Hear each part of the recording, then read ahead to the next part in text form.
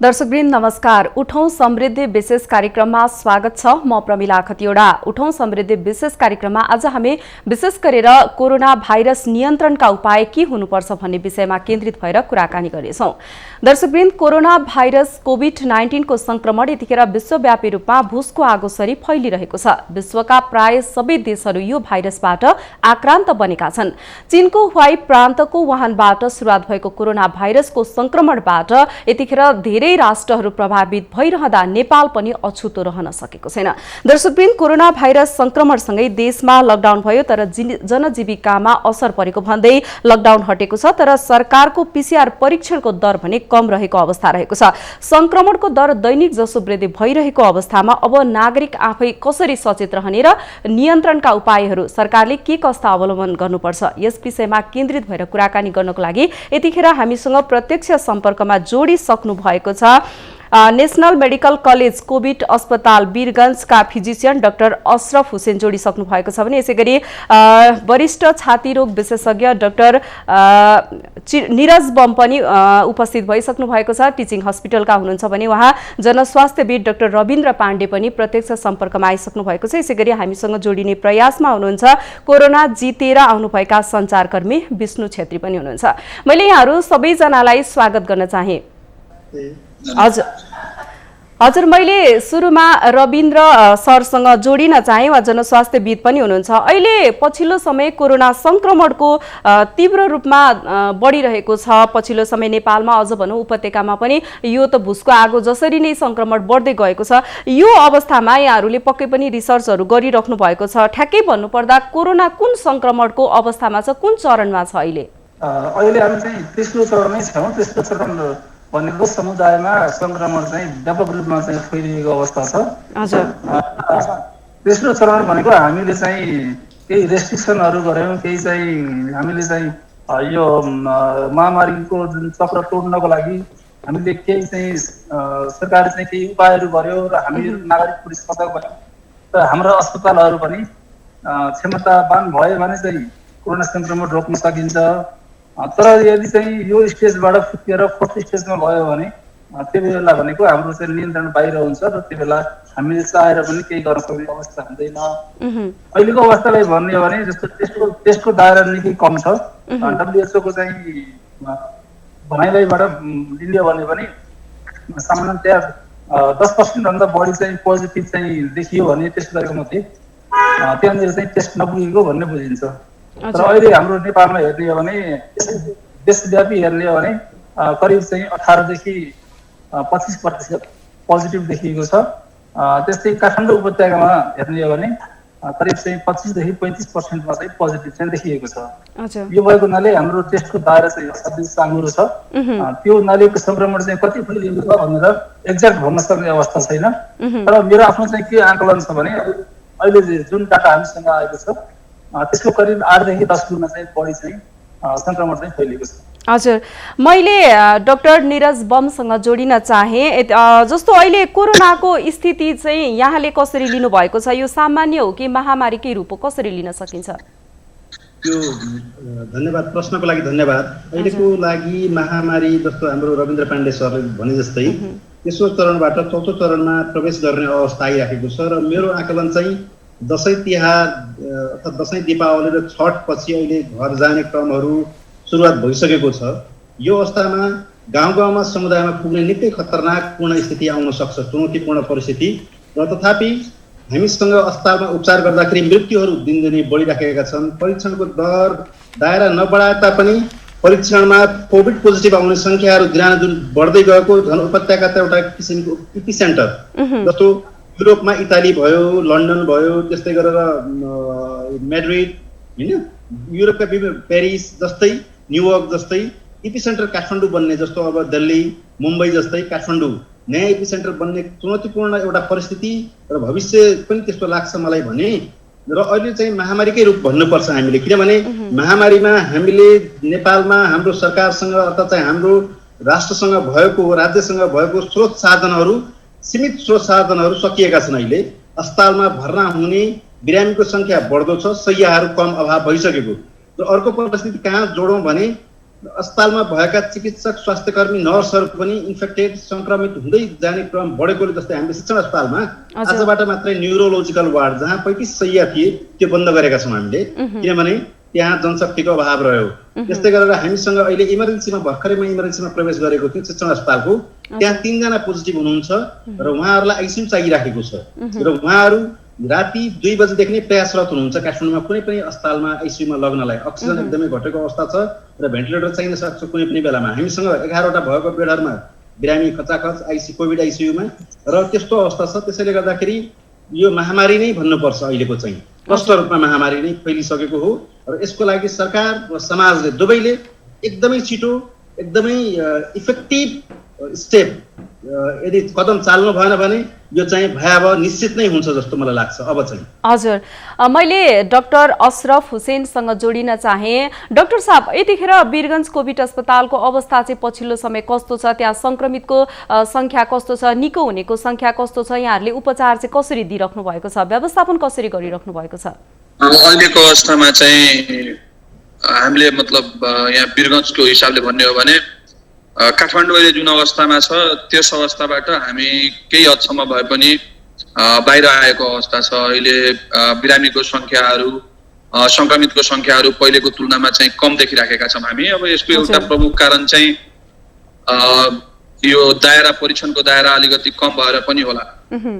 तर अब म निरज सरसित एकदम सहमत छु जुन हिसाबले हाम्रो अहिले देशमा विभिन्न ठाउँहरूमा जुन यो केसहरू बढिराखेका छन् र जुन केस बढिराखेका छन् त्यसमा पनि यो गम्भीर र जटिल किसिमको लक्षणहरू लिएर जुन बिरामीहरू अहिले बढिराख्नु भएको छ, त्यस कारणले गर्दाखेरि सघन उपचार केन्द्रहरू आइसियुहरूको बेडहरूको अभाव चाहिँ चारैतिर देखिनु एउटा एकदम दुःखद पक्ष छ।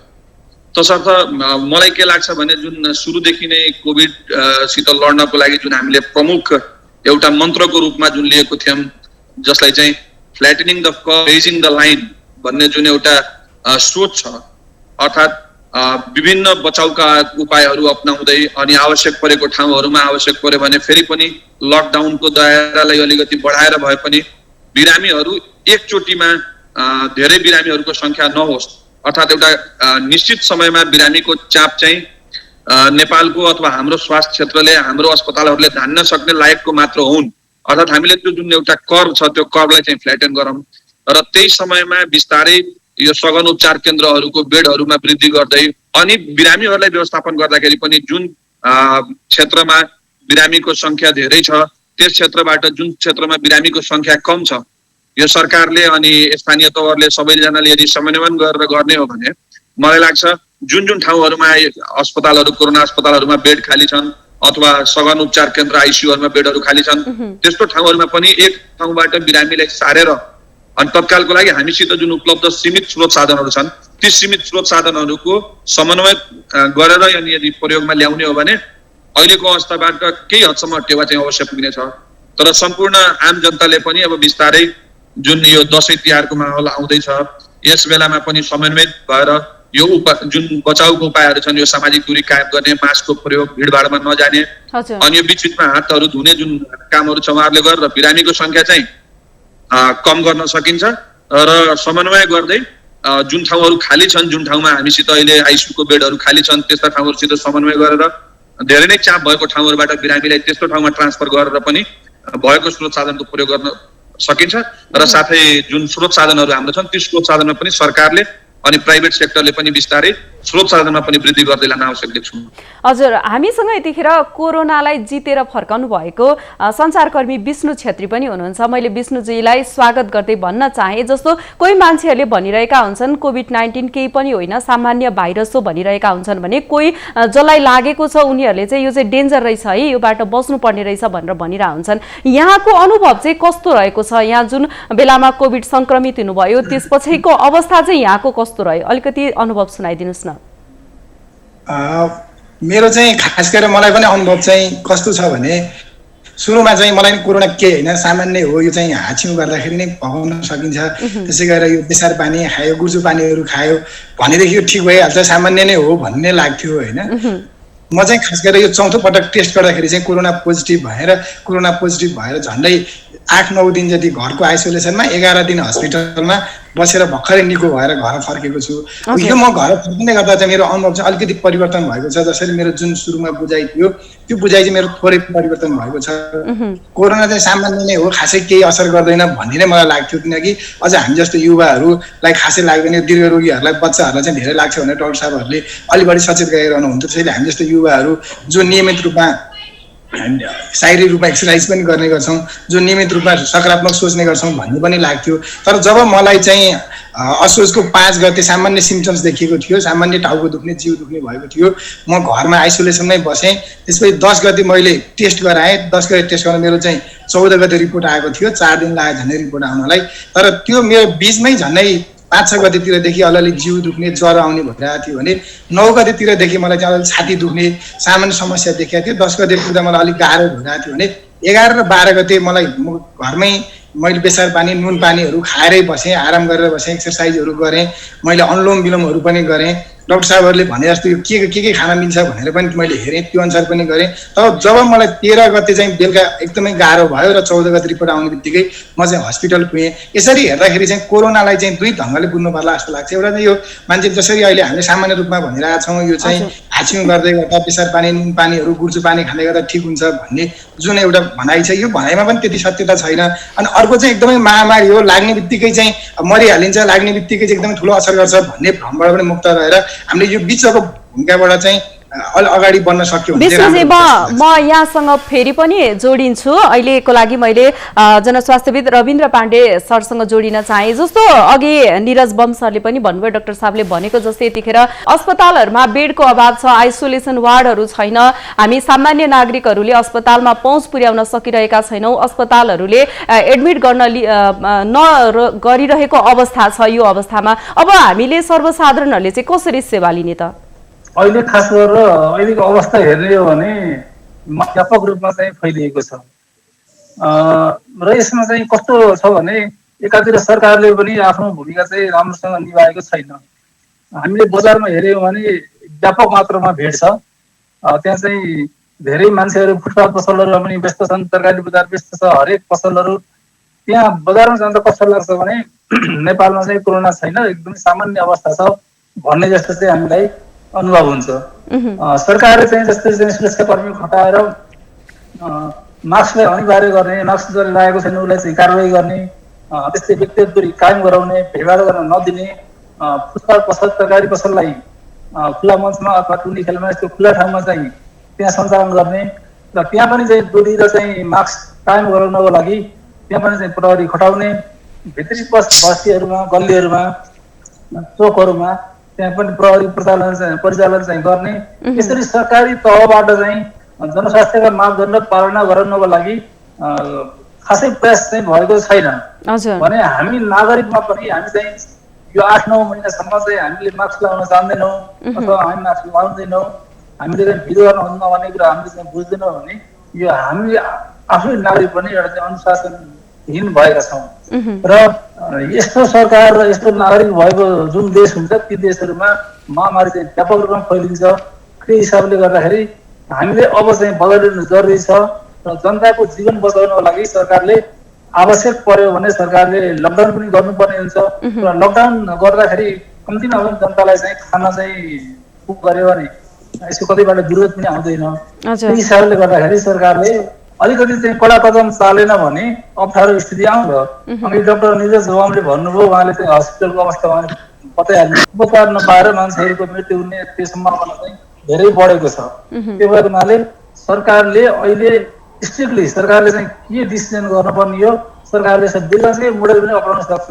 डाक्टर अशरफले उहाँ हुनुहुन्छ, दिलगन्जमा पनि एक किसिमको चाहिँ पेन्डेमिक व्यापक रूपमा फैलिएको थियो भने उहाँहरूले चाहिँ कसरी चाहिँ त्यसलाई कन्ट्रोलमा ल्याउनु भयो, त्यस्तै उदयपुरको भुल्केमा कसरी कन्ट्रोलमा आयो, बाँकेको नरेन्द्रपुरमा कसरी कन्ट्रोलमा आयो, हाम्रै देशको इक्जाम्पलहरू काफी छन्। अहिले तपाईँले युरोपमा हेर्नुहुन्छ भने युरोपमा 80 देखि अधिकांश देशहरूमा त्यहाँ अहिले चाहिँ कर्फ्यू लगाएको छ, लकडाउन गरेको छ। त्यहाँ चाहिँ दोस्रो वेभको कारणले गर्दाखेरि उनीहरूले चाहिँ हस्पिटलको क्यापेसिटी उनीहरूले क्यालकुलेट गर्छ र यदि चाहिँ जस्तो मानव चाहिँ 5% हस्पिटलको सर्भिस चाहिन्छ भने त्यो सङ्ख्याभन्दा बढी पोजिटिभ भयो भने उनीहरूले चाहिँ रेस्ट्रिक्सनका उपायहरू लकडाउन, निषेधाज्ञा, कर्फ्यू गरिहाल्छ। हजुर भनेपछि हामीकोमा पनि हामीले उपाय चाहिँ हामीले पनि केही निकाल्नु पर्ने हुन्छ। त्यो उपाय निकालेनौँ भने र यसरी छोडिदियौँ भने चाहिँ यो व्यापक मात्रामा चाहिँ फैलिएर नियन्त्रणभन्दा बाहिर जान्छ। हजुर, मैले डाक्टर निरज बमसँग जोडिन चाहे। जस्तो हामीले कुराकानीको गर्दाको अवस्थामा भेन्टिलेटर र आइसियूको अभाव हुन थालेको कुराहरू पनि गरिरहेका छौँ। यसमा यहाँले चाहिँ सरकारले उपचार गर्नको लागि चाहिँ जोहो कतिको गरेको देखिन्छ, सचेत कतिको भएको पाउनु भएको छ यहाँ आफूले? अब एउटा राम्रो कुरा चाहिँ हाम्रो रविन्द्र पाण्डे सरले भनिसक्नु भएको छ। यसमा नागरिक र सरकार दुवैतर्फबाट कमी कमजोरीहरू छन्। त्यसमा नागरिकहरूले 7-8 महिनासम्म हामीले मास्क कसरी लगाउने, सामाजिक दूरी कायम गर्ने जस्ता अनुशासन अनिवार्य रूपमा जनस्वास्थ्यका मापदण्डहरू अनुशासित भएर पालना गर्ने कुरामा हामी चुक्यौँ हैन यस्तो देशमा। र अर्को कुरा सरकारको त योभन्दा बढी नागरिकभन्दा बढी जिम्मेवार हुनुपर्ने सरकारको पनि जिम्मेवारीहीनपना देखिएको छ। जस्तो एउटा कुरा म निवेदन के गर्छु भने मैले पहिला पनि भन्ने गरेको छु यो कुराहरू धेरै मिडियाहरूमा बोल्दाखेरि पनि धेरै मिटिङहरूमा के भने चीनको वुहानमा 1 हप्तामा 1000 बेडको हस्पिटल बनाइयो भने यहाँ तयारी खै त। लकडाउन भन्दा अगाडि अस्ति स्वास्थ्य मन्त्रालयको प्रवक्ताले के भन्नुभयो, काठमाडौँमा अर्थात् नेपालमा 770 वटा भेन्टिलेटर थिए। लकडाउनको 7 महिना 8 महिनापछि अहिले 900 वटा भेन्टिलेटर, 130 वटा मात्रै भेन्टिलेटर बढाइएको छ। यो अवस्था छ नेपाल सरकारको तर्फबाट। र कहीँ तयारी गरेको देख्यौँ भने हामीले कहीँ नयाँ बेडहरू कहाँ बनाइएका छन्। मलाई लाग्छ टेकु हस्पिटलमा पुरानै ठाउँमा बनाइएको छ, पाटना हस्पिटलमा पुरानै, र टिचिङ हस्पिटलको कुरा गर्नुहुन्छ भने हामीले पुरानै भेन्टिलेटरहरूलाई मर्मत गरेर जो गरेको नयाँ कहाँबाट आए होइन। जनस्वास्थ्य विभाग, स्वास्थ्य सेवा विभागमा नयाँ भेन्टिलेटर र नयाँ औषधिहरू के मौजाद भन्नुहुन्छ, तीको रेकर्डहरू कहाँ छन् त्यो त मलाई लाग्दैन तयारी गरेको। त्यसैले नेपाल सरकारले अहिलेसम्म के गर्नुभयो, उहाँहरूले प्रेस ब्रिफिङ गर्नुभयो र यतिवटा रेकर्ड आएका छन् डेली भन्ने कुरा देखाउनुभयो, त्यति मात्र। त्यसैले गर्दा नेपाल सरकारले 7वटै प्रदेशमा ठुल्ठुला 1000 बेडका बेडहरू भेन्टिलेटर सहितका 100-150 वटा भेन्टिलेटर आइसियू बेड सहित केन्द्रीय अस्पतालहरू खडा गर्न सक्थ्यो। काठमाडौँमा 2टा अस्पतालहरू पुराना संरचनाहरू लिएर भए पनि। र यी कुराहरू भनेको नेपाल सरकारलाई नै अर्थात् नेपाली जनताकै सम्पत्ति संरक्षण हुने र पछि काम लाग्थे। किनभने हामीले देखेको ट्रेन्ड अनुसार पूर्वपरार पनि एन्ड अफ द मनसुन र बिगिनिङ अफ द विन्टर यो सिजन परिवर्तन हुन लागेको बेलामा भेन्टिलेटरको आवश्यकता बढेरै जान्थ्यो। जसले गर्दाखेरि इभन काठमाडौँका महँगा अस्पतालहरू, ब्रान्डे, ह्याम्स, मेडिसिटीका अस्पतालका भेन्टिलेटरहरू प्याक रहन्थे होइन। ती कुराहरूलाई नेपाली जनताले नै सुविधा पाउँथे। नेपाल सरकारले यदि आइसियू, भेन्टिलेटर, बेडहरू होइन र मोनिटरहरू व्यवस्था गरेको, अक्सिजन प्लान्टहरू गरेको भयो, ती तयारीहरू कहाँ गए होइन। त्यसै गरेर अहिले दोस्रो लहर आएर फेरि लकडाउनको स्थिति आएको छ। जस्तो अहिले युकेमा 3 तहको, बेलायतमा 3 तहको लकडाउनको कुराहरू आइरहेको छ। त्यस्तै गरेर मस्कोमा अहिले संसारमा फेरि तीव्र गतिमा फैलिएको छ। त्यसैले गर्दा परे भने फेरि पनि एरिया सिल, रेड जोन गरेर एरिया सिल गर्नुपर्ने अत्यन्त जरुरी अवस्था आइसकेको छ। र हामीले साथीहरूसँग, चिकित्सक साथीहरूसँग मिटिङमा हिजो मात्रै हाम्रो कुरा आउँदै थियो, इटाली भन्दा पनि भयावह स्थिति हुन सक्ने स्थिति आउने सम्भावना छ। र मैले प्राइभेट हस्पिटलको इमर्जेन्सीमा पनि देखिसके जहाँ बेड नपाएर बिरामी छटपटी राखेको र त्यही मृत्यु भएको छ होइन। 10 बजे आउँदाखेरि पोजिटिभ आयो उहाँको रिपोर्ट र भेन्टिलेटर पाइएन, मोनिटरमा मात्रै राखियो र इमर्जेन्सीमा 4-5 घण्टाको दरमियानमा त्यही ज्यान गएको छ। यो स्थिति त नेपाल सरकारमा जानकारीमा आयो आएन थाहा छैन मलाई। तर पनि नेपाल सरकारले जति रेकर्ड देखाउनु भएको छ त्यो अहिले सरकारी अस्पतालमा भएका रेकर्डहरू छन्। र बाहिर दूर दराजका प्राइभेट हस्पिटलहरू, सानसाना अस्पतालहरूमा पनि बिरामीहरूको उपचार भइरहेको, तिनीहरूको रेकर्ड पनि छैन, यथेष्ट रेकर्ड। त्यसैले गर्दाखेरि यो स्थिति विस्फोट हुन्छ जस्तो मलाई लागिराखेको छ। अभावहरू भइसके, बिरामीहरूले औषधि पाइराख्नु भएको छ। रेमडेसिभिर औषधि प्राइभेट सरकारी अस्पतालमा भएका बिरामीहरू रेमडेसिभिर पाउनु भएको छ, प्लाज्मा थेरापी, र प्राइभेट अस्पतालमा भएको बिरामीहरू रेमडेसिभिर औषधि पाइराख्नु भएको छैन।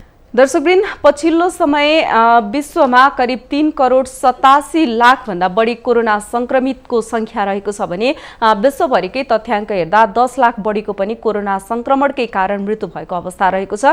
यो अवधिमा कोरोना संक्रमितहरू 2 करोड 91 लाख भन्दा बढी निको भइसकेको अवस्था पनि रहेको छ। कोरोनाकै कारण भएको तथ्याङ्कहरू सार्वजनिक भएको छ। दर्शकवृन्द, हामी एकैछिन डाक्टर रविन्द्र सरसँग जोडिन चाहे। डाक्टर रविन्द्र सर, सुनिराख्नु भएको छ? विश्वले नै स्वास्थ्य क्षेत्रलाई निकै नै महत्त्वका साथ हेरिरहेको छ। कोभिडमै भन्नुपर्दा पनि खोप, भ्याक्सिन, औषधिहरू तथापि पनि बनि नसकेको अवस्था छ। अब हामीले यो कोरोना संक्रमण बढ्दै गयो भने अब सरकारलाई पनि चुनौतीहरू चाहिँ यहाँले के देख्नु भएको छ? अब के कस्ताहरू चुनौती चाहिँ आइपर्छन्? अहिले चाहिँ जस्तो नेपालमा चाहिँ अहिले ठुल्ठुला चाडपर्वहरू आएको छ, जस्तो चाहिँ दसैँ, तिहार, छठ, नेपाल संस्कृतिको चाहिँ नयाँ वर्ष लगायतका धेरै चाडपर्वहरू अहिले चाहिँ आइरहेका छन्। हजुर। र ती चाडपर्वहरूमा ओहोर दोहोर चाहिँ व्यापक रूपमा बढ्नेछ। त्यसले गर्दाखेरि पनि यो संक्रमण एक ठाउँबाट अर्को ठाउँमा सजिलै पुग्न सक्ने अवस्था छ।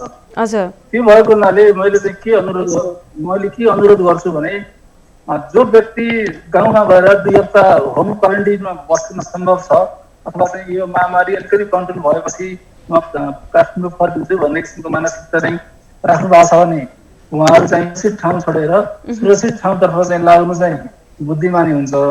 तर चाहिँ यहाँबाट चाहिँ टिका लगाउन जाने, त्यसपछि टिका लगाएर फर्किहाल्ने भने चाहिँ उहाँहरू अहिले चाहिँ जानु हुँदैन। किनभने हामीले चाहिँ हाम्रो जस्तो गाउँहरूमा गएर हाम्रो चाहिँ ज्येष्ठ नागरिकहरू, दीर्घ बिरामीहरू जो हुनुहुन्छ उहाँहरूलाई हामीले चाहिँ संक्रमण सार्यौँ भने उहाँहरूले चाहिँ थप जोखिम हुन्छ। त्यस्तै चाहिँ अर्को कुरा भनेको अहिले हामीले चाहिँ चाडपर्व मनाउँदाखेरि पनि मान्छे जमघट गर्नु भएन, मास्क लगाएर मास्क प्रयोग गर्नु पर्यो, दुरी काम गर्नु पर्यो। र हामीले चाहिँ अहिले जनस्वास्थ्यको मापदण्ड पालना गरेर चाडपर्व चाहिँ मनाउनु पर्ने अवस्था चाहिँ देखिन्छ। र विभिन्न अध्ययनले के देखाएको छ भने कोरोना संक्रमणको जस्तो हाम्रो नेपालको पिक भनेको चाहिँ विन्टर हो। हाम्रो चाहिँ मङ्सिर पुस माघ यो चाहिँ एकदमै पिक हुने बेला हो। र यदि चाहिँ यो पिक हुने बेलाको लागि सरकारले चाहिँ आवश्यक मात्रामा तयारी गरेन भने जस्तो चाहिँ अब अघि डाक्टर निरजले भन्नुभएको थियो जस्तो चाहिँ हामीले पनि जस्तो सरकारले नेपाली सेनालाई चाहिँ साधन स्रोत र स्थान दिने हो भने उसले 1000 बेडको चाहिँ प्रिफेयर हस्पिटल बनाउन सक्छ। त्यहाँ चाहिँ जस्तो इन्टर्न पढेका विद्यार्थीहरू, मेडिकल स्टुडेन्टहरू, त्यस्तै चाहिँ रिटायर भएको चाहिँ डक्टरहरू र अन्य जनशक्तिलाई चाहिँ प्रयोग गरेर त्यहाँ चाहिँ सञ्चालन गर्न सकिन्छ। त्यस्तै म जोडिन चाहे सरसँग फेरि पनि केन्द्रहरू बनाउन सक्छ।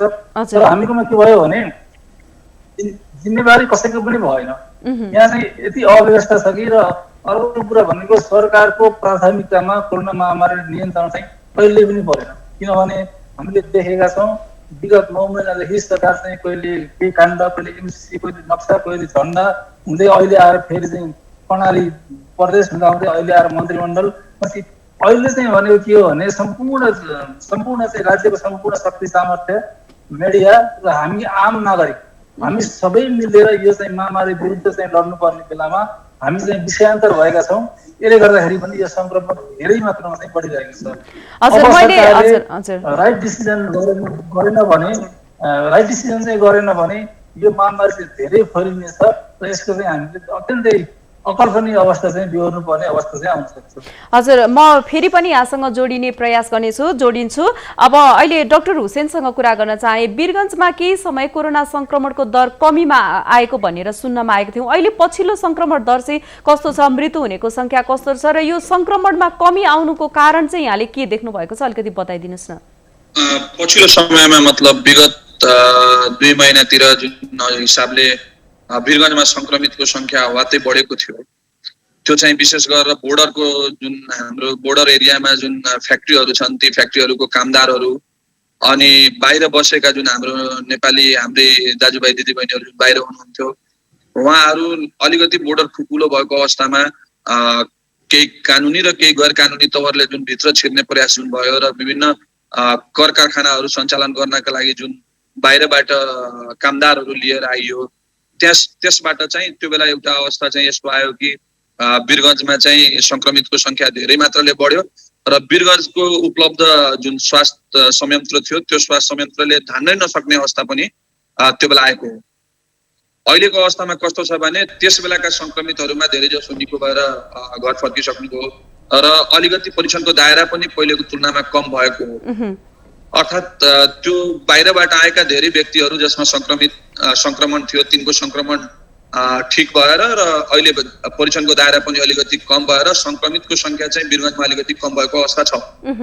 तर अर्को दुःखद पक्ष के छ भनेपछि हाम्रो जुन आम जनमानसमा अहिले एउटा मेन्टालिटी जुन बनिराखेको छ कि कोरोनाले खासै नराम्रो असर गर्दैन अथवा मात्र जुन व्यक्तिहरूमा दीर्घकालीन रोगहरू छ त्यस्ता व्यक्तिहरूमा मात्र यसले नकारात्मक असर गर्छ। यस कारणले गर्दाखेरि अस्पताल आउने समयमा चाहिँ विलम्ब भइराखेको देखिराखेका छौँ हामीले। त्यही भएर संक्रमितको संख्या कम भए पनि जुन संक्रमितहरू आइराख्नु भएको छ त्यसमा एउटा धेरै ठुलो अनुपातमा मान्छेहरू चाहिँ अत्यन्त जटिल प्रकारका स्वास्थ्य समस्याहरू लिएर आइराख्नु भएको छ। तसर्थ पछिल्लो जस्तै मैले काम गर्दाखेरि लगभग 1 महिना कोरोना अस्पतालको व्यवस्थापन मैले हेर्दाखेरि 1 महिनाको समयमा चाहिँ लगभग 10 जनाले चाहिँ कोरोना संक्रमणले गर्दाखेरि ज्यान गुमाउने अवस्था आयो। त्यसमा अधिकांशलाई चाहिँ उहाँहरू समयमा आउनु भएको भए सायद उहाँहरूलाई बचाउन सक्ने अवस्था हुन्थ्यो होला। प्राय यस्तो बेलामा चाहिँ शरीरमा अक्सिजनको मात्रा धेरै कम भइसकेर अनि शरीरका विभिन्न अङ्गहरूले काम गर्न छोडिसकेको अवस्थामा अन्तिम अवस्थामा मात्र अस्पताल आउने जुन एउटा नराम्रो प्रवृत्ति जुन अहिले मैले देखिराखेको छु हाम्रो प्रदेश नम्बर 2 अनि वीरगञ्जको कुरा गर्ने हुने। तसर्थ मान्छेहरू यदि कोरोना संक्रमण देखियो भने समयमै अस्पताल यदि आउन सक्नुभयो भने उहाँहरूलाई समयमै यदि उपचार पद्धतिहरू हाल्न सकियो भने कोरोनाबाट मृत्यु हुनेको संख्यामा चाहिँ केही हदसम्म हामीले कन्ट्रोल गर्न सक्छौँ। म सरहरूसित पनि सहमत छु। अब विभिन्न तहको सरकारहरू आए हामीसित अब स्थानीय प्रशासन स्थानीय सरकार छ, त्यसपछिबाट प्रादेशिक सरकार अनि केन्द्र सरकार हरेक लेभलको सरकारले प्रयास नै नगरेको चाहिँ भन्न मिल्दैन। अब पछिल्लो 7 महिनादेखि कोरोना संक्रमणमा विभिन्न निकायसित समन्वय गरेर काम गर्दाखेरि उहाँहरूले प्रयास गर्नुभएको छैन भन्ने कुरा चाहिँ सही लाग्दैन मलाई। तर त्यो प्रयास अपुग चाहिँ छ, त्यसमा कुनै द्विमत छैन। हजुर, मैले फेरि पनि उहाँसँग जोडिन्छु। डाक्टर निरज बमसँग कुरा गर्न चाहे। जस्तो पछिल्लो समय मान्छेहरूले नि बुढाबुढीहरूलाई, केटाकेटीहरूलाई या दीर्घ रोगीहरूलाई चाहिँ छिट्टै कोरोना भाइरसले एट्याक गर्छ भनेर हामीले सुन्दै पनि आएका छौँ र यो व्यावहारिक रूपमा लागू भएको पनि अवस्था छ। तर पछिल्लो समय भनेको युवा युवतीहरूलाई पनि बढी एट्याक गरेको देखिन्छ। अब हामीले चाहिँ यो छ नि कुन उमेर समूहकोलाई चाहिँ अलि असर पार्ने या कसलाई चाहिँ छिटो निको हुने यो चाहिँ यसलाई चाहिँ कसरी हेर्न सकिन्छ, यो कस्तो हुन्छ? अब यो राम्रो प्रश्न गर्नुभयो। यसमा के छ भने हामीले शिक्षण अस्पतालमा हामीले अध्ययन गरिरहेको छौँ मृत्यु हुनेहरूको उमेर समूह र उनीहरूमा भएका पहिला कोमर्बिड कन्डिसन अर्थात् उनीहरूमा रोग प्रतिरोधात्मक शक्ति कम कुन कुन रोगहरूले गर्दाखेरि भएका थिए भन्ने अध्ययनहरू भइराखेकै छ। तर प्रिलिमिनरी डाटा भर्खरै अब आउन थालेकोले के देखाएको छ भने हामीसँग आइसियुमा जानेहरू र हाई फ्लो अक्सिजनको रिक्वायरमेन्ट हुने बिरामीहरू भनेका बढी उमेर समूहकै छन्। 60 भन्दा बढी र 80 भन्दा बढी भएका बिरामीहरूको मृत्यु संख्या ज्यादै बढेको देखिएको छ। अहिले पनि जस्तो लास्ट नाइट पनि एउटा मोर्टालिटी भएको छ 82 इयर्स 82 वर्ष र उहाँ नयाँ खालको न्युमोनिया लिएर आउनुभएको थियो, पहिला दम थिएन भन्नुहुन्छ। त्यस्तै गर्दाखेरि एउटा उमेर समूह बढी समूह चाहिँ जति बढी उमेर हो त्यसमा त पक्कै हो, त्यसमा पनि मधुमेह, क्यान्सर रोगी, मृगौला, कलेजो रोगीहरू, दीर्घ प्रकारको श्वास प्रश्वासका रोगीहरू भएका बिरामीहरू जो पहिले कोमर्बिड कन्डिसन कुनै न कुनै रोग भएका बिरामीहरू हुन्छ उहाँहरूलाई बढी समस्या पारेको छ। जस्तो एउटा मोर्टालिटीमा कुरा गर्दाखेरि उहाँको पनि सुगरको बिरामी हुनुहुन्थ्यो। त्यसैले गर्दाखेरि अब अहिले प्रिलिमिनरी डाटा हेर्दाखेरि यो कुरा सत्य आएको, किनभने कोरोना रोग नयाँ हो अनि यसको लक्षणहरू पनि नयाँ किसिमको आयो, जस्तो स्वाद हराउने, स्मेल बास्ना हराउने। त्यसैले गर्दाखेरि यी भएका संसारमा वुहानबाट सुरु भएको कोरोना र प्रत्येक सहरहरूमा अध्ययनहरू भइराखेकै छन्। त्यसैले गर्दाखेरि ज्वरो आउने, खोकी लाग्ने, रुगा लाग्ने भन्ने कुराहरू अधिकांशमा देखिएकोले त्यो कुराहरू लक्षण बढी हुन्छ भनिएको हो। त्यस्तै गरेर मृत्यु पनि जुन डाटा वुहानमा देखियो, त्यसपछि इटालीको डाटा, स्पेन, बेलायत होइन, त्यस्तै गरेर न्युयोर्कको, अमेरिकाको विभिन्न ठाउँहरूको सहरहरूको हेर्दाखेरि त्यो लगायत भारतदेखि नेपालसम्म आइपुग्दाखेरि त्यसमा डाटा चाहिँ म्याच गरिराखेको देखिन्छ। मृत्यु हुने कारणहरू अधिकांश श्वास प्रश्वासका रोगबाट गएका छन्, मृत्यु भएको छ। जस्तो न्युमोनिया भयो होइन, पक्षमा संक्रमण भएर न्युमोनिया भयो, एआरडिएस एक्युट रेस्पिरेटरी डिस्ट्रेस सिन्ड्रोममा जाने र gas transfer, gas exchange mechanism, oxygen लिने र कार्बन डाइअक्साइड फाल्ने शरीरको जुन मेकानिजम छ त्यसमा डिस्टर्बेन्सेस आउने र बिरामीलाई सास फेर्न गाह्रो भएर अन्तिम अवस्थामा सघन उपचार कक्ष आइसियुमा लगेर भेन्टिलेटरमै राख्नुपर्ने अवस्थाहरू धेरैमा आयो मृत्यु हुने बिरामीहरूमा। त्यसैले गर्दाखेरि अन्तिमको धेरै जसो कारण चाहिँ श्वास प्रश्वासकै कारणले मृत्यु भएको छ। तर केही न केही रोगहरू भएका बिरामीहरूको बढी मृत्यु भएको छ। जस्तो यङ मान्छे 40 वर्षको मान्छे 81 न्युमोनिया भएर प्रेजेन्ट गर्नुभयो, त्यस्तो बिरामीहरूमा चाहिँ मृत्यु दर एकदमै कम न्यून देखिएको छ। त्यसैले गर्दाखेरि उमेर समूह जति बढ्दै गयो 60 भन्दा माथि केही संख्या देखिएको छ भने बढी पर्सेन्टेज 25%, 70 to 80 भनेपछि 50%, 60% सम्म 80 to 90 का एजहरूमा र 90 भन्दा माथिको पनि धेरै मृत्यु भएको रेकर्डहरू छ र 90 को त धेरै कमाउनु भएको छ। किनभने हाम्रो औसत आयु नै कम छ, 70-72 वर्ष भएको हुनाले 90 वर्षको भन्दा बढी बिरामीहरू धेरै कमाउनु भएको छ। त्यसैले गर्दाखेरि यसले के देखाएको छ भने नेपालको डाटा पनि विदेशी डाटाहरूसँग कोरिलेट गरेको छ अहिलेसम्मको तत्कालको। र हामी शिक्षण अस्पतालबाट यो कोरोना महामारी सकिएर केही संख्याहरू बढेपछि मृत्युको हामीले डाटा निकाल्ने नै छौँ। अध्ययन हामीले गरिराखेकै छौँ। तथापि एउटा कुरा के सत्य देखियो भने बाहिर भएका अध्ययन अनुसार नै हाम्रो पनि अध्ययन मिल्न थालेको छ। धेरै जसो बिरामीहरू 60 वर्षभन्दा माथिका र रोग प्रतिरोधात्मक शक्ति क्षमता कम भएका, जस्तो मैले अघि नै निवेदन गरे जस्तै मधुमेह, कलेजो, मृगोलाका बिरामीहरू, दीर्घकालका श्वास प्रश्वास क्यान्सरका बिरामीहरू, रगतका क्यान्सरका बिरामीहरू, गर्भवतीहरू पनि केही आउनु भएको छ। त्यसैले यस्ता बिरामीहरूमा बढी मृत्यु देखिएको छ। मृत्यु त तपाईको शिशुहरूमा पनि भएको छ, बाल बच्चाहरूमा पनि केही, तर न्यून संख्यामा भएको हुनाले यसमा सिग्निफिकेन्ट मोर्टालिटी रेसियो केमा देखियो त भन्दाखेरि जति बढी उमेर बढी हुँदै गयो रोग प्रतिरोधात्मक शक्ति कोमोर्बिड कन्डिसन भएका बिरामीहरूमा बढी मृत्यु देखिएको छ अहिलेसम्मको अध्ययन, र पछि हामी यो डाटा प्रकाशित गर्ने नै छौँ। हजुर, हामी सञ्चारकर्मी विष्णु छेत्री ज्यूसँग मैले प्रश्न सोध्न चाहेँ। उहाँ युवा अवस्थाकै हुनुहुन्छ। जस्तो सुरुमा यहाँलाई लक्षण कस्तो देखियो, यहाँ त भेन्टिलेटरसम्म पुग्नु भएको खबर पनि हामीले जानकारी प्राप्त गर्यौँ। त्योसम्म पुग्दाखेरि र सरकारले जुन किसिमले उपचार गरिरहेको छ नि पर्याप्त छ कि छैन, कस्तो छ अवस्था यहाँको? सुरुमा चाहिँ मलाई त्यस्तो खास लक्षण थिएन, हल्का ज्वरो आउने भयो। ज्वरो आइसके पछाडि टाउको दुख्न थालेको थियो, त्यसपछि बिस्तारै स्वाद हराउँदै गयो। म चाहिँ झन्डै 1 हप्ता 8 दिन जति आइसोलेसनै बसेको थिएँ। त्यो आइसोलेसनमा बस्दाखेरि मैले अहिले पनि जानकारी गराएँ, त्यस्तो एकदमै ठुलो जटिल समस्या थिएन। तब जब मलाई चाहिँ 9 गतेतिर पुगेपछि एकदम छातीहरू बिस्तारै बिस्तारै दुख्न थाल्यो, सुक्खा खोकी लाग्न थालेको थियो, र रिपोर्ट चेक गरिसके पछाडि होइन 3 दिन 4 दिन पछाडि रिपोर्ट आएपछि म तत्काल चाहिँ हस्पिटल पुगेको थिएँ। यसरी हेर्दाखेरि चाहिँ मलाई चाहिँ एकदमै छाती दुख्ने बित्तिकै सासै फेर्न एकदम गाह्रो भएको थियो र म हस्पिटल पुगेँ। म टेगु हस्पिटल पुगेँ। टेगु हस्पिटल पुग्नेमा तपाईँलाई प्रोसेस पनि बताउँ कि एउटा सर्वसाधारणले हस्पिटल पुग्ने अहिले सरकारको प्रक्रिया चाहिँ के रहेछ भने पहिला स्वास्थ्य मन्त्रालयलाई खबर गर्नु पर्यो। स्वास्थ्य मन्त्रालयले त्यो सम्बन्धित जहाँ हस्पिटलहरू छ त्यो हस्पिटलमा चाहिँ उसले स्वीकृतिको हस्पिटलहरूबाट चाहिँ अनुमति पाउनु पर्यो कहाँ खाली छ भनेर, अनि त्यो खाली भएपछि मात्रै हस्पिटल पुग्न पाइयो। भनेको सुरुमै तपाईँ बिरामी हुने बित्तिकै अहिले हस्पिटल पुग्न पाउनुहुन्न। तपाईँले स्वास्थ्य मन्त्रालयलाई अनुमति लिएर त्यो अनुमति मार्फत कुन हस्पिटल जाने हो, कहाँ जाने हो, त्यसको फिक्स्ड गरेर मात्रै हस्पिटल जान पाइने व्यवस्था रहेछ। त्यो व्यवस्था अन्तर म टेगु हस्पिटल पुगेँ। टेगु हस्पिटल पुग्ने बित्तिकै म इमर्जेन्सीमा भर्ना भएँ। मेरो एकदमै अक्सिजनको मात्रा एकदमै कम रहेछ भनेर डाक्टर साहबले भन्ने बित्तिकै मलाई सिटी स्क्यान गरियो। सिटी स्क्यान गर्ने बित्तिकै 81 मलाई भेन्टिलेटरमा लगाएर राखेर 4 दिन भेन्टिलेटर राख्यो। त्यसपछि त्यहाँबाट निकालेर अक्सिजन आइसियु बेडमा राखेर अक्सिजन दियो 5 दिन। त्यसपछि म बिस्तारै रिकभरी भएर अहिले घरमा आएको छु। यसरी हेर्दाखेरि चाहिँ यो मैले अघि पनि जानकारी गराउन खोजेँ कि तपाईँ हामीलाई छाती कसैलाई दुख्यो भने युवा अवस्था भन्दै गरेर बस्ने होइन कि छाती दुख्न थालेपछि चाहिँ हस्पिटल तत्काल गइहाल्नुपर्छ भन्ने चाहिँ मलाई त्यहाँको डाक्टर अनुप वास्तुलाले भन्नुभएको थियो। भर्खर निरज डाक्टर साहबले भनिरहनु भएको छ। त्यसरी युवा अवस्था वृद्ध अवस्था भन्दा पनि अलिक बढी छाती दुख्न थालेपछि चाहिँ तत्काल हस्पिटल जानुपर्छ भन्ने मैले एउटा सन्देश पाएको छु। अर्को चाहिँ उपचार पद्धतिमा चाहिँ त्यहाँ राम्रै व्यवस्था भएको थियो। टेगु हस्पिटल पुग्दै गर्दाखेरि चाहिँ मलाई जुन डाक्टर साहबहरूले जसरी उपचार गर्नुभयो त्यो उपचार पद्धति अत्यन्तै धेरै राम्रो थियो। यस्तो यो महामारीको बेलामा यति धेरै सङ्क्रमित बिरामीहरू टेगु हस्पिटलमा थिए, त्यहाँ राख्ने ठाउँ पनि थिएन। त्यो आइसियु बेडमा भेन्टिलेटरमा हुँदा पनि एकदमै धेरै चाहिँ उहाँहरूले केयर गर्नुभयो। त्यसपछि तल्लो जुन पछाडि अरू सामान्य वार्डहरूमा पनि म पछि हेर्न आएँ, मलाई ठिक भएपछि त्यो वार्डमा एकदमै राम्रो केयर गर्नुभएको थियो। डाक्टर साहबहरूले चाहिँ अहिले जसरी यो सेवा दिइरहनु भएको छ यो कोरोनाको बिचमा र मान्छेहरूमा अहिले पनि डाक्टर राम्रो हेरेन भन्ने जुन आरोप छ त्यो आरोपसँग चाहिँ म सहमत छैन। उहाँहरूले आफ्नो जिम्मेवारी मात्रै पुरा गरिरहनु भएको छैन, नागरिकप्रति गुण पनि लाउनु भएको छ भन्ने चाहिँ मैले त्यो 11 दिनको हस्पिटलमा बसाएको क्रममा पनि थाहा पाएँ। हजुर, हाम्रो समय छोटो छ। मैले सबै सरसँग एक एकवटा क्वेसन गर्न चाहेँ। अब यतिखेर म डाक्टर अशरफसँग कुरा गर्ने प्रश्न सोध्न चाहन्छु। जस्तो पछिल्लो समय अहिले कोरोनाको लक्षण र मौसमी फ्लूको लक्षण पनि उस्तै देखिँदो रहेछ। अब हाम्रो नेपालमा सिजन चेन्ज हुने बेला पनि छ। यो बेलामा मान्छेहरूलाई रुगा लाग्ने, खोकी लाग्नेहरू, सामान्य ज्वरो आउने, चिसो लाग्ने कारणहरू पनि भइरहेका हुन्छन्। अब हामीले यो कोरोनाको लक्षण हो या मौसमी फ्लू हो कसरी छुट्याउने? जबकि हामीले चाहिँ सामान्य लक्षण मतलब भयो भने चाहिँ हामीले घरमै बसेर सामान्य उपचार गर्दाखेरि चाहिँ निको होस्, यो कसरी छुट्याउने डाक्टर साहब?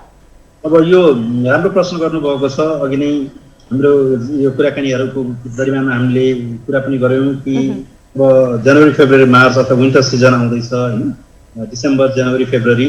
अब यस बेलामा चाहिँ जाडो मौसममा प्राय प्रत्येक वर्ष ट्रेन्ड के थियो भने रुगाखोकीहरू, मौसमी ज्वरोहरू बढ्ने क्रम हुन्छ। Flu specially rhino virus, adeno virus होइन लगायतका इन्फ्लुएन्जा भाइरसहरूको सङ्क्रमण बढ्छ नै। तर पनि अहिले महामारी फैलिएको छ, यस्तो बेलामा विभिन्न कुराहरू आए कि अब फ्लूमा यस्तो लक्षण हुनसक्छ अथवा कोरोनामा यस्तो लक्षण हुनसक्छ। तर पनि अहिले म सबै यो इन्टरभ्यू मार्फत माउन्टेन टेलिभिजन मार्फत अनुरोध के गर्न चाहन्छु, निवेदन के गर्न चाहन्छु भने यदि हामीलाई ज्वरो आयो, रुगाखोकी लाग्यो भने हामी तुरुन्त नजिकको चिकित्सक कहाँ जाने या स्वास्थ्य संस्थामा जाने सल्लाह लिनुपर्छ र पर्यो भने, किनभने अहिले संसारमा मैले सुनेको छु चाइनामा त 90 लाख व्यक्तिहरूको एकैचोटि PCR परीक्षण गरिँदैछ हैन। भनेपछि टेस्टको गभर्नमेन्टले पनि, नेपाल सरकारले पनि परीक्षणको दायरा बढाउनु पर्छ र इजी एक्सेस बनाउनु पर्छ। जस्तो अहिले 2500 भए पनि लाइन छ। अघि मलाई एउटा बिरामीले भन्दै हुनुहुन्थ्यो शिक्षण अस्पतालमा पालो उहाँको साँझ आउने सम्भावना छ, बिहान 9 बजे लाइन लागिसक्नु भयो, त्यति लामो लाइनहरू छ, क्यू छ। त्यसैले परीक्षणलाई इजी एक्सेस बनाइदिएर सकेसम्म हामीले यसलाई चाहिँ हेलचक्राइ गर्नु हुँदैन र सशंकित भएर मनोवैज्ञानिक त्रास नलिएर सजग रहेर परीक्षण चाहिँ एक्चुअली गराइदिनु हुन म अनुरोध गर्छु। अहिले हामीले प्रत्येक बिरामी जो आउनुहुन्छ रुगाखोकी लक्षण भन्नुहुन्छ, छाती अथवा साधारण ज्वरो पनि कहिले आइराखेको छ भन्ने प्राय बिरामीहरूलाई हामीले एक्चुअली PCR गरेर हेरौँ भन्ने अनुरोध गर्ने गरेको छु। त्यसैले गर्दाखेरि अब यो समय चाहिँ हाम्रो महामारीको रूपमा हामी प्रवेश गरिसकेको छौँ, अकल्पनीय भयावह परिस्थिति आउन सक्छ। त्यसैले गर्दा अब चाहिँ फेरि हाम्रो डिस्कसन भन्दा फ्लू हो या कोरोना भाइरस हो भन्ने कुरातिर हामी छुट्याउनु भन्दा पनि सबै सजग रहेर छिटोभन्दा छिटो नजिकको केन्द्रमा गएर PCR परीक्षण गर्ने परिस्थिति चाहिँ हामीले सृजना गर्नुपर्छ भन्ने म अनुरोध गर्दछु। हजुर, मैले डाक्टर अब अशरफसँग क्वेसन सोध्न चाहे। जस्तो पछिल्लो समय सरकारले चाहिँ अब भनौँ न स्वास्थ्य मन्त्रालय अनुसार नै आज यति संक्रमित भयो, यतिको मृत्यु भयो या यति ठिक भयो भनेर मात्रै सुनाइरहेको हुन्छ। परीक्षणको दरलाई चाहिँ वृद्धि गरिरहेको हुँदैन। अब हाम्रो चाडबाड पनि नजिकिँदैछ र अब चिसो मौसममा बढी संक्रमित हुने डर पनि भइरहेको अवस्था छ। हामी चिसोमा बढी सर्छ भनेर पनि भनिरहेका छौँ। अब यस्तो अवस्थामा हामी अब नागरिक आफै सचेत चाहिँ कसरी हुने कि हामीलाई रुगा लाग्दै नलागोस् या हामीलाई संक्रमण हुँदै नहोस्, हामी घरमै बसेर हाम्रो उपचार गरौँ, कसरी गर्ने? जाडो महिना चाहिँ आइरहेको छ। जाडो महिनामा हुने मौसमी रुगाखोकी र कोरोना भाइरसको चाहिँ लक्षणहरू मिल्दोजुल्दो हुन्छ, त्यो कुरो चाहिँ हामी सबैलाई थाहा छ। तर खास गरी अङ्किता साहुले विष्णुजीले जुन किसिमको चाहिँ आफ्नो अनुभव भन्नुभयो, सदरगन्ध हरायो अथवा चाहिँ छातीमा अलिकति कसिलो भयो र अक्सिजनको चाहिँ लेभल चाहिँ 92 भन्दा पनि घट्न गयो भने त्यो इमर्जेन्सी अवस्था हुन्छ, त्यो चाहिँ कोभिड हुनसक्छ भन्ने कुरामा हामी चाहिँ सतर्क हुनुपर्ने हुन्छ। र सबभन्दा अघि तपाईँले जुन कुरा उठाउनु भएको थियो, अहिले नेपालमा सरकारी र निजी गरेर 60वटा ल्याब छन्। ती 60वटा ल्याबले दिनको 1000 त टेस्ट गर्न सक्नु पर्यो नि। दिनको 1000 टेस्ट गर्यो भने दिनमा 60,000 टेस्ट हुन्छ। त्यति मात्रै होइन, जस्तो हामीले 6 महिनाभन्दा पहिलेदेखि नै सुझाव दिइरहेका छौँ, पुल मेथडबाट चाहिँ हामीले टेस्ट गर्न सकिन्छ। हामीले पुल मेथडबाट गऱ्यौँ भने हामीले चाहिँ हामीसँग भएकै साधारण स्रोतबाट हामीले इन्टु 10 टाइम्स हामीले चाहिँ परीक्षण गर्न सक्छौँ। त्यस्तै डाइरेक्ट PCR पनि गर्न सकिन्छ। त्यस्तै चाहिँ अहिले एन्टिजेनिक किटहरू पनि आइरहेको छ, त्योबाट पनि गर्न सकिन्छ। अब कम्युनिटीमा कहाँ कहाँ कति फैलिएको छ एन्टिबडी टेस्ट पनि गर्न सकिन्छ। त्यस्तै चाहिँ रोगखोकी लागेका बिरामीहरूलाई चेस्ट एक्सरे अथवा सिटी एक्सरे गर्दाखेरि पनि भाइरल निमोनिया छ कि छैन त्यो पनि पत्ता लगाउन सकिन्छ। भनेपछि हामीले अहिले अब जुन इन्भेस्टिगेसनका टुलहरू चाहिँ हामीले हरेक चाहिँ प्रयोग गर्नुपर्ने अवस्था चाहिँ आएको छ। दर्शकवृन्द, हामीले आज विशेष गरेर कोभिड-19 को संक्रमण नेपालमा बढिरहेको छ, यतिखेर नेपालमा कोरोनाको संक्रमण दर पनि निकै आक्रामक गतिमा बढ्न थालिरहँदा अब हामी नागरिक आफै चाहिँ कसरी कोरोना संक्रमणबाट बच्ने र यो कसरी छुट्याउने, मौसमी फ्लू हो कि कोरोना संक्रमण हो भन्ने विषयमा हामीले केन्द्रित भएर कुराकानी गर्यौं। यसका लागि हामीसँग हुनुहुन्थ्यो नेशनल मेडिकल कलेज कोभिड अस्पताल वीरगञ्जका डाक्टर अशरफ हुसेन हुनुहुन्थ्यो भने यसैगरी डाक्टर निरज बम हुनुहुन्थ्यो, उहाँ वरिष्ठ छाती रोग विशेषज्ञ हुनुहुन्थ्यो, टिचिङ हस्पिटलको हुनुहुन्थ्यो भने जनस्वास्थ्यविद डाक्टर रविन्द्र पाण्डे हुनुहुन्थ्यो। यसैगरी हामीसँग जोडिनु भएको थियो कोरोनालाई जितेर आउनुभएका सञ्चारकर्मी विष्णु छेत्री पनि हुनुहुन्थ्यो। दर्शकवृन्द, उहाँहरूसँग हामीले कुराकानी गर्यौं। कार्यक्रमको निर्धारित समय सकिएको छ। म कार्यक्रम सञ्चालिका प्रमिला खतिवडालाई पनि बिदा दिनुहोस्। नमस्ते।